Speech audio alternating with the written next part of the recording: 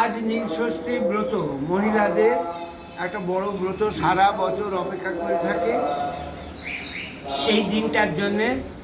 তারা তাদের পুত্র সন্তান স্বামীর মঙ্গলের জন্যে এই উদযাপনটা, এই ব্রত পালন করে থাকে। সকাল থেকে তারা নির্জলা উপবাস করে স্নান সেরে ঘরের মহাদেবকে তুষ্ট করে মালা দিয়ে, মিষ্টি দিয়ে, জল দিয়ে, ঘরের ফুল দিয়ে, বেলপাতা দিয়ে ঘরের মহাদেবকে পূজিত করে।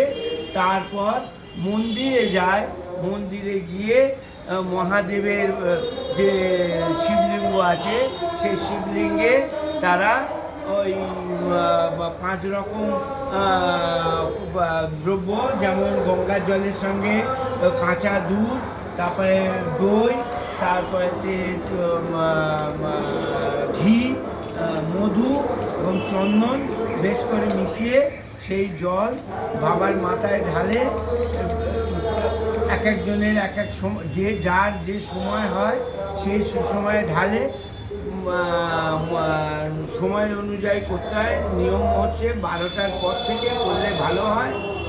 অনেকেই 12টার আগে করে, তাদের শারীরিক অবস্থা ভালো না থাকার জন্যে। আবার অনেকে 12টার পরেও করে, যারা করার মতো তাদের শারীরিক ক্ষমতা থাকে।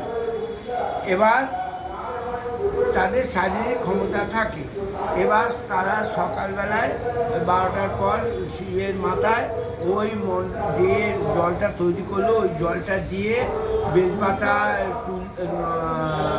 চন্দন, তারপরেতে ফুল, ধূপ্র ফুল, তারপরে এমনি ফুল দিয়ে মহাদেবের মাথায় দেয়। দেবার পর তারপরে সেখান থেকে ঠাকুরমশাইয়ের আশীর্বাদ নিয়ে কথা শুনে বাড়িতে আসে।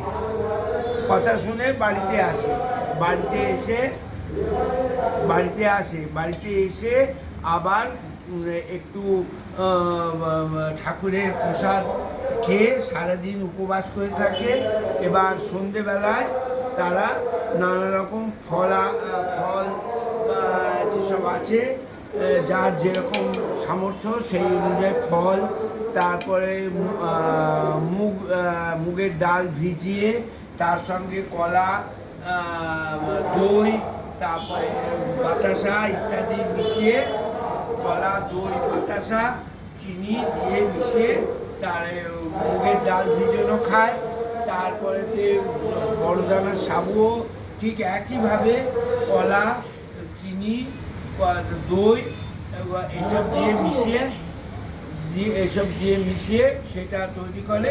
মিষ্টি, নানান রকম ফল এইসব দিয়ে আহার করার পর তারপরে তার আগে তারা তাদের পুত্র সন্তান বা স্বামীকে অল্প বিস্তর খাইয়ে সন্তুষ্ট করে তারপর তারা সেই খাবার গ্রহণ করে এবং এইভাবে তারা দিনটাকে পালন করে।